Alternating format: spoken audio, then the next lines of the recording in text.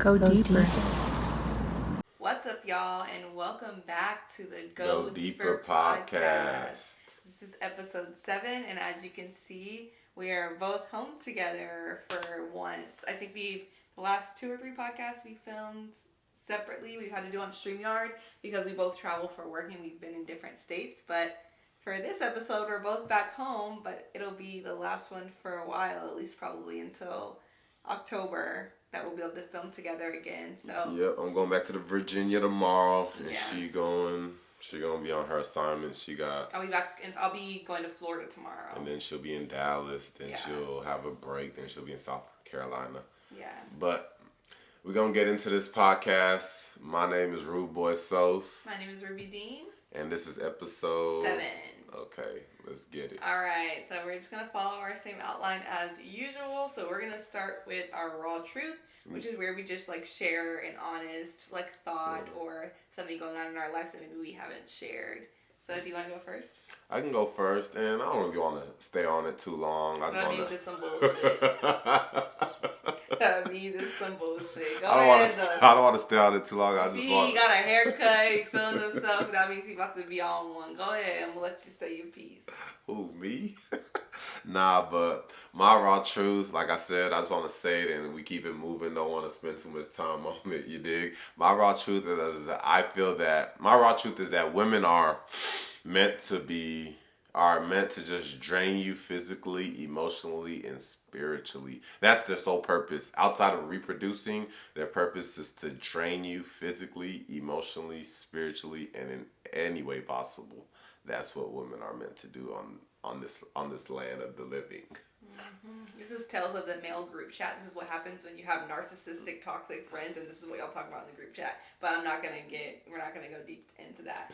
So my raw truth is that I've realized I've been doing some, self-reflection and manifestation and just taking time to think about, what are the things I want in life. But I realize I have major, major trust issues. And I've never really, maybe besides one person in my life, had somebody completely just destroy my trust and do something that really hurt me. But other than that, most people in my life have been good to me, so I don't know where the trust issues stem from. But I think because I have these trust issues, I do require a partner, and it's something I need to work on, so I'm not going to put the blame on anybody else. I need to work on it. But I think that I just need a partner who is supportive and doesn't increase my trust issues. I need somebody who is going to make me feel secure.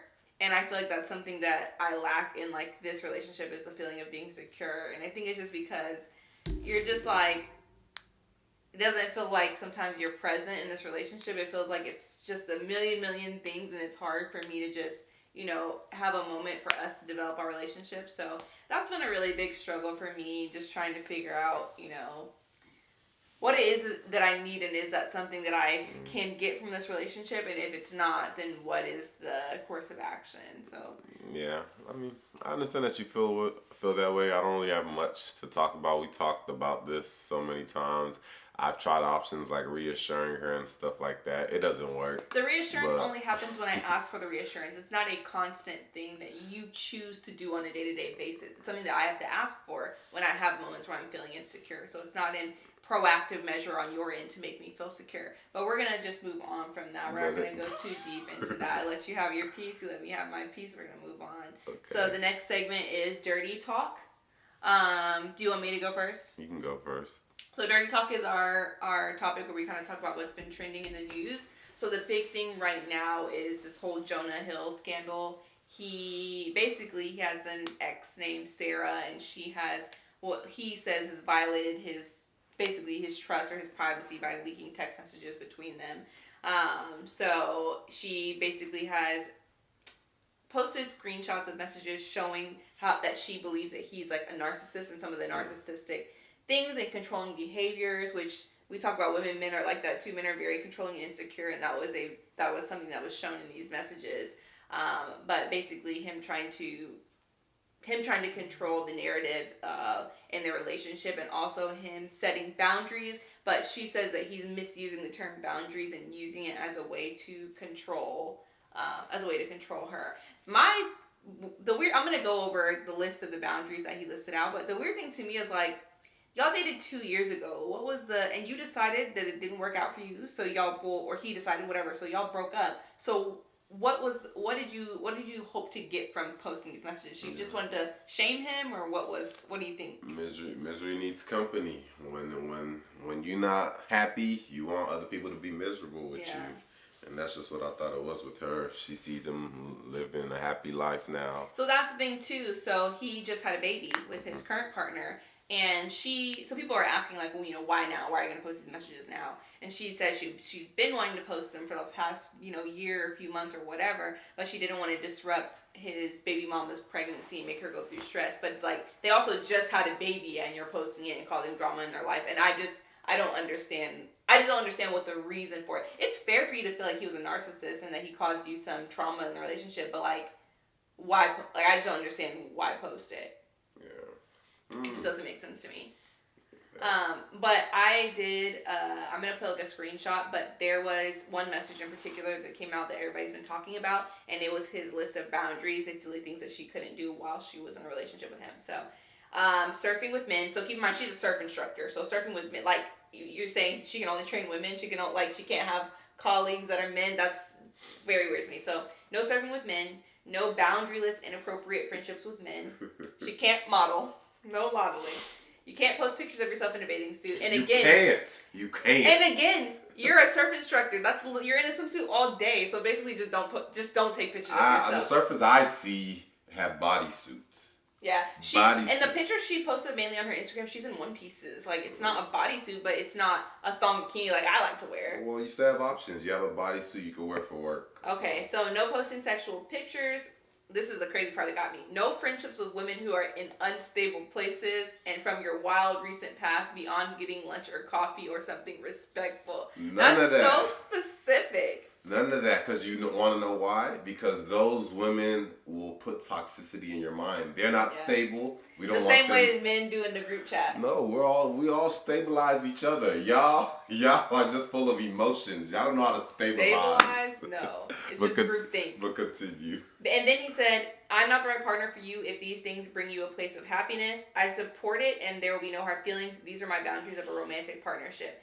My boundaries with you are based on the ways these actions have hurt our trust. So, what are your thoughts about the boundaries that he's listed? I mean, any guy that's a no-nonsense guy those are the type of boundaries he will have. Mm-hmm. I also think, like, for him, I don't know, like you said, trust issues. I wonder what she has done before to give him trust issues. Or maybe he has trust issues from past relationships. Who knows? Well, okay. But for me, I felt like he was a little bit trolling with a lot of the takes or whatever. I feel him, but I mean, it's unrealistic for that lady's career. Like, if it's somebody that's I'm sorry to cut you off. And also, later in the messages, she's like, you don't want me to do these things for work, but like he just filmed You People where he like had a kissing scene, romantic scene, cuddling, laying up with Lauren London. It's a scene at work. And he literally said it's a scene at work. And it's like, okay, so why can't she do things for work? Like, if she has to surf with men, if she needs to post pictures in a bikini, because that's promotion for her business, like, why can't she do things for work? It's a double standard. You can't do that, but I can. But yeah, I mean, I feel like he was trolling. I felt like You don't think he was serious? I mean, I felt like who he is, the roles I see him in as an actor, that's how I pictured him delivering those messages. Just being a clown?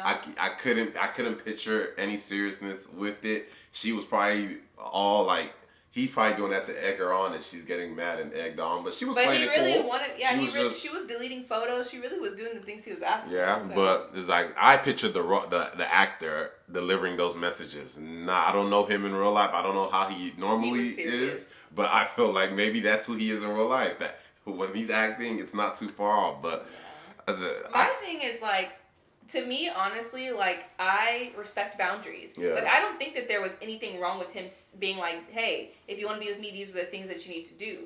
But I think that if that person doesn't meet those boundaries or doesn't want to meet those boundaries, you guys should just agree to split up, like he said. Yeah. I don't think there's anything, if you have very specific boundaries for your mental health, that's fine to have, but you can't force somebody to meet your boundaries. If they're not going to, you need to move on and find somebody who will, or be by yourself until, things change or whatever.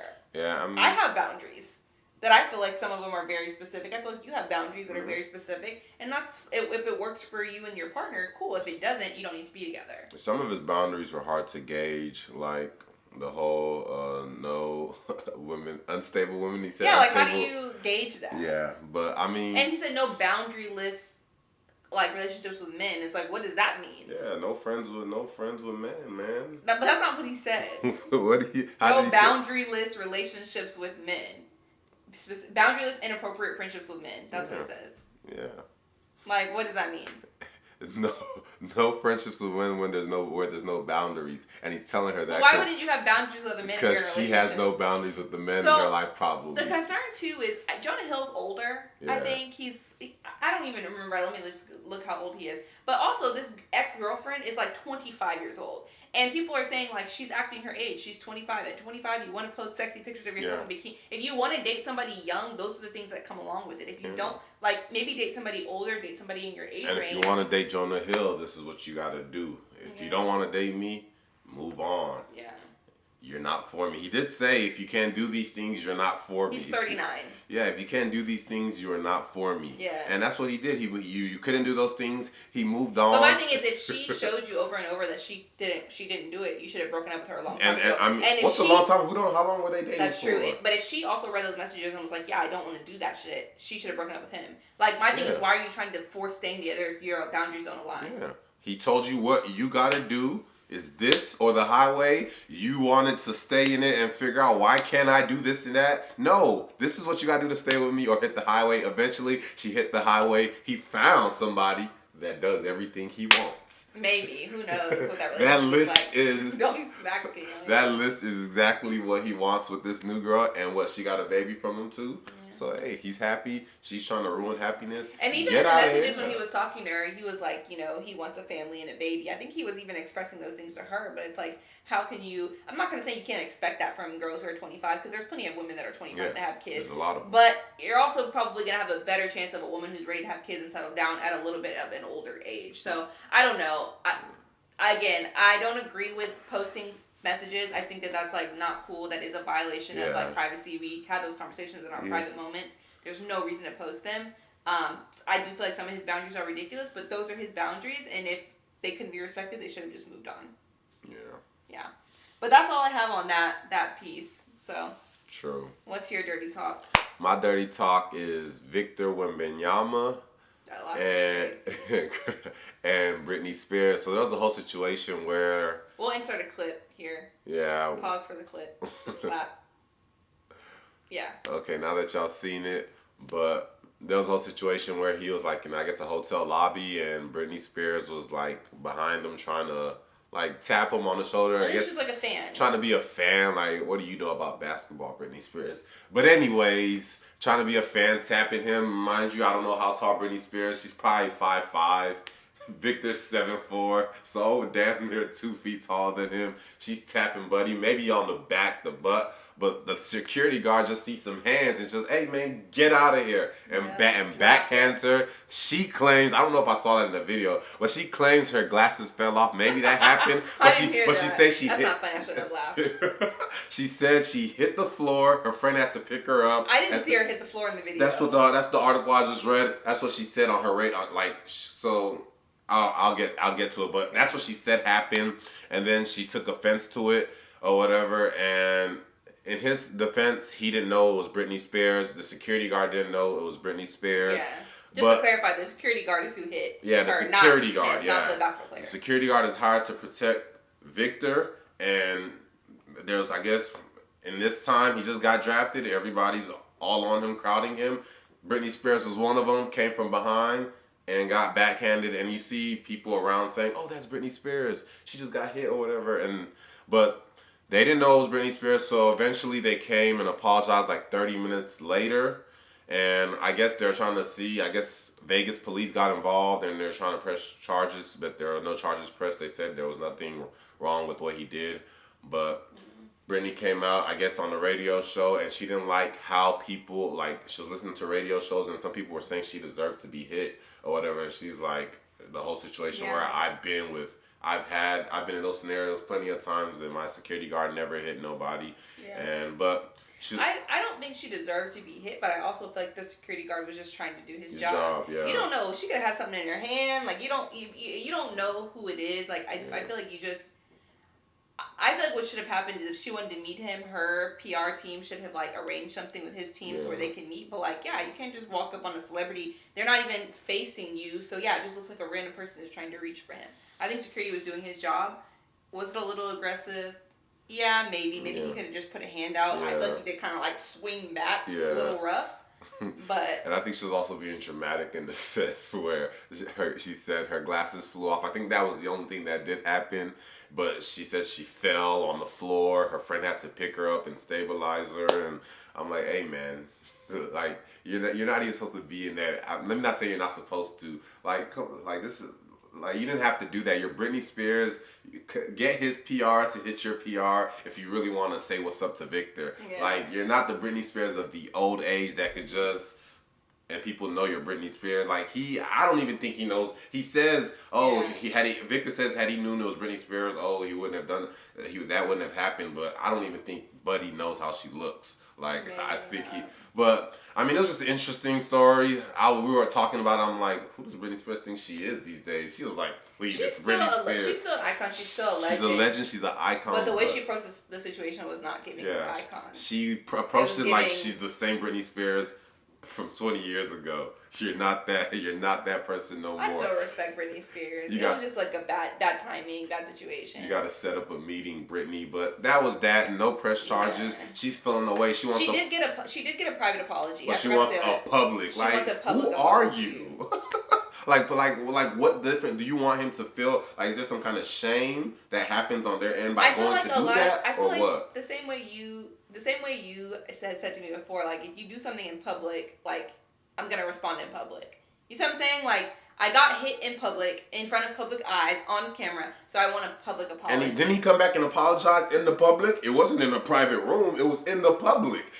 She said she got a private apology. Like, he came up to her when she was, like, at dinner or something, so I don't think it was... In the public. It wasn't recorded, it wasn't seen. Just because the cameras are not on Britney, the cameras are on Victor. And I'm sure, I don't know why I wasn't seen, but it wasn't inside a house. It was... You would call a restaurant public just like you would call a hotel public. Yeah. So I don't know. She wants, like, on social media. Or this didn't happen on social media, so why do you want that? But it is everywhere. He didn't backhand you on social media. But it's everywhere on social media. Because you should have stayed in your place and not be reaching for seven. You don't watch basketball. We never see We never see her courtside at seats. What are you doing touching Wembanyama?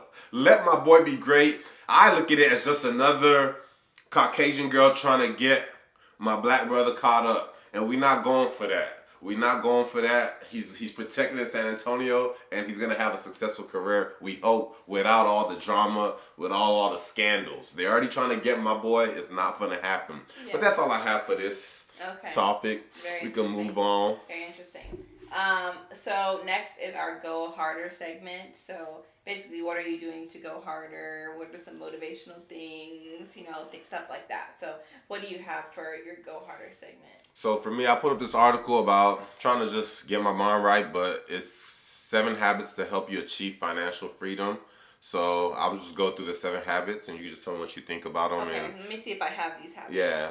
So, and I feel like you started practicing some of them. So clearly define your financial goals. Okay.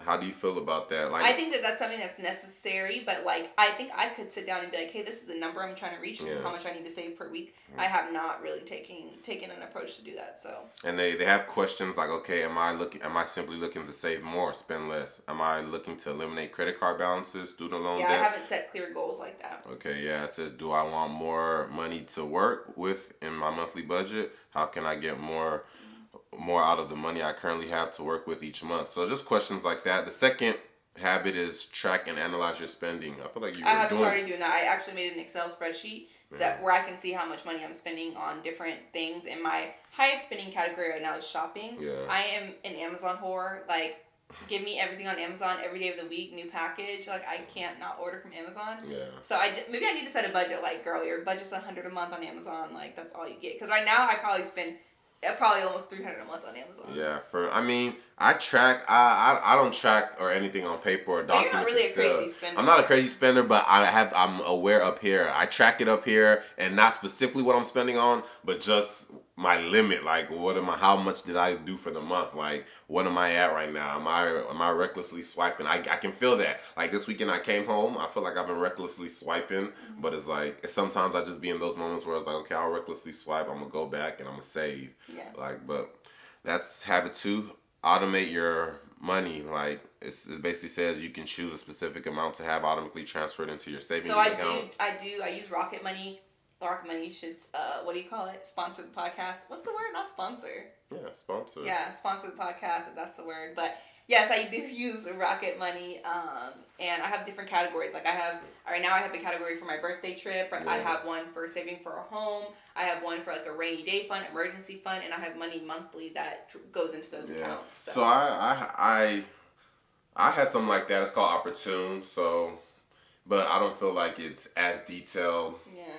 But number 4 is pay down your debts. Do you feel like you pay down your debts? Yeah, so I have like 5 or 6 credit cards.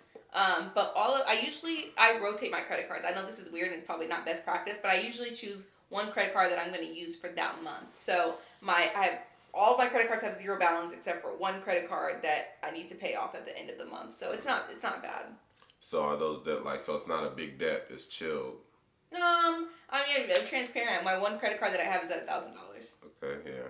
So, gotta pay that off by the end of the month. I feel like I'm good at really paying off my debts. I don't like debts, but right now my credit card is like at $3,000, and I'm trying to get back down to 0. 5 is see whether investing makes sense. So basically, just saying invest stocks, bonds, mutual funds, Roth IRAs. So I have like something called Stash, and so Stash it takes a certain amount of money per week, and then invest in. And I try and invest in things that I actually use, because I got that tip from, like, somebody way back in the day. But, like, I invest in airlines, because I fly all the time. I invest in hotel chains like Marriott, because I stay. So, things that are a little bit more stable, I have weekly investments that go into that. And I recently have gotten back into crypto. I mean, they stole all my money last year, but I'm going to try and put my faith. Like 2 years ago, whatever, when crypto went to hell. But I'm reinvesting now in crypto, and trying to make some good choices. Yeah, for me, I got into investing in the pandemic. That's where I kind of took a step in learning what investing is and how to invest. Mm-hmm. And I was investing in the stock market a little bit, got into that, then figured out about crypto, and I started investing into crypto, and I saw my crypto was moving faster than my stocks. Mm-hmm. So I kind of played that game big, and I played it good. I didn't play it good. I played that game hard, and I saw success, but I also saw failure in it. And it's like, it was a learning experience, but it deterred me from kind of investing in that as of recent, but I'm starting to push myself and get myself back into investing in stocks and crypto. Number 6 is keeping an eye on your credit score. Yeah, I check my credit score literally all the time. I have Credit Karma. My credit score is pretty good. Yeah, I don't check my credit score, and as of late, we kind of checked my credit score, and it was like I don't care 690 something or whatever. But mine's in the high 700s. Yeah, before I had my house, mine was in the high 700s, but I never checked my credit score. That was never my thing. I just knew it was good. I knew I was always paying off my credit card, so there was no reason for me to be checking it. And then the last one, consider meeting it with a financial advisor. I would actually love to do that. Yeah, I just can't afford one. Yeah, I haven't done that. My financial advisors are my friends. Give me some financial advice, and I'll see if I want to. If you can convince me, I'll go ahead and take your advice. Yeah. But that's it for now. No, I can't. Like you said, I can't. I'm not gonna pay money for a financial advisor. And they be saying they be taking your money and just they charge you a fee. Yeah, and they be investing in nonsense that, like, I don't know. Your parents have financial advisors. They have investors. And then when you ask them, like, even my parents, when you ask what do they invest in, they're just telling you they don't know. Like, you don't know who's investing in your stuff. Like, did you ask your mom that question one time? And she was like, I don't know. Yeah, I think she didn't really give me much detail, but she knows that her money is good, stable. When she checks it, it's there. But yeah, that's it for the Go Harder. Yeah. 7 habits. Mm-hmm. That's good. So we are in now our last topic, which is You're Making Me Hot. You're making me hot. Did you have something for that, or we're just kind of... So... I didn't know if you wanted to say yours first, but I have a little... Well, let me just say, because I think you're going to go into like a little article, but something that's making me hot is like... I realize like how sexy I feel when I work out. Like when I get a good sweat and I really work out and I'm really in the gym, that's when I feel like peak. Like I'm sexy. I could get anybody I want. I could do anything that I want. Super confident. And I just feel like I've been lacking in the workout area. Yesterday we walked for hour and a half. Yeah. And got a really good sweat, and I was like, I feel good about myself. Like I need to get back in the habit of just like making sure that I sweat every day, because when I sweat, I feel sexy. So no, that working you are working out makes you feel like you could achieve anything. It makes you feel like you can get anybody. Makes you feel 100, like on top of work, on top of anything. So and we're going on vacation in a few months, and like when I'm on vacation, I want to be in the smallest bikinis and the sluttiest outfits, and I want to feel sexy. So I'm about to get my ass back in line. After today, I'm gonna eat good today. But then after today, you're gonna still be eating good. I'm gonna go back to getting right. Oh man, yeah, time is ticking. We just booked our Puerto Rico trip. We just booked our flight. Our flight this morning. I'm super excited. But so I have like this article for my You're Making Me Hot. It's like top kinks. It was like a list of 25. I just chose like 5 or 6 to talk about, and just to see what your take and what you feel about them. Okay. So the first one is erotic electrostimulation, also known as erotic e-stim. This sexual practice involves using specifically designed power sources to stimulate the nerve of the body, primarily the genitals or sexual pleasure. So like putting electricity near your like your nipple, your vagina. That would turn you I don't want to be shocked. I want to cry when I just get shocked by something on the door. Yeah. I don't want to be. Yeah, I don't think that I would. I know you like pain a little bit. Nah, I don't think that type is a vibe. Okay, what's next? It's called Nismolag. Let me read it. It's KNISMOLAGNIA. Nismolagnia. How would you say it? Like knife, so just with the N, Nismolagnia. Nismolagnia. That's how bad I am with trying to pronounce crazy words. I feel like how you said it is what it is. It's a fetish where people derive sexual pleasure from the sensation of being tickled. Tickling others, or simply watching someone get tickled. Is basically a fancy term of arousal by tickling. Often with this fetish, no sexual activity is involved, and people can orgasm from tickling alone. I wish I could orgasm getting tickled. Yeah. I don't like being tickled. It's uncomfortable. Like it makes me feel like I'm gonna pee on myself. I feel like you don't like being. I tickle your feet sometimes, and you hate it.